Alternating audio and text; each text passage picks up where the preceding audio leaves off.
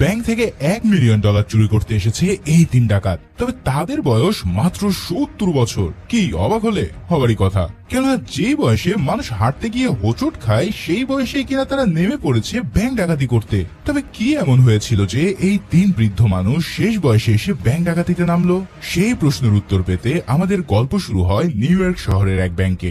জো নামের এই 70 বছরের বৃদ্ধ আজ ব্যাংকে এসেছে একটা বিশেষ কাজে। আসলে জোর বাড়ির লোন পরিশোধের সময় ফুরিয়ে এসেছে, তাই ব্যাংক তাকে ইতিমধ্যে হলুদ রঙের একটা লিগাল নোটিশ পাঠিয়েছে। তাই জো ব্যাংকের ভিতরে ঢুকে সোজা ম্যানেজারের রুমের দিকে যায়। এরপর ম্যানেজারের সামনে বসে সে তার হাতের হলুদ খামটা টেবিলের উপর রাখে। আসলে এই হলুদ খামের মানে হলো সতর্কবার্তা, অর্থাৎ ব্যাংক খুব দ্রুতই তার বাড়িটা দখল করতে চাইছে।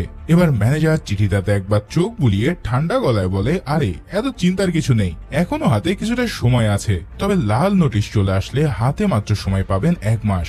জো তখন সোজা জিজ্ঞেস করে যে হঠাৎ করে তার লোনের সুদ 3 গুণ বেড়ে গেল কিভাবে।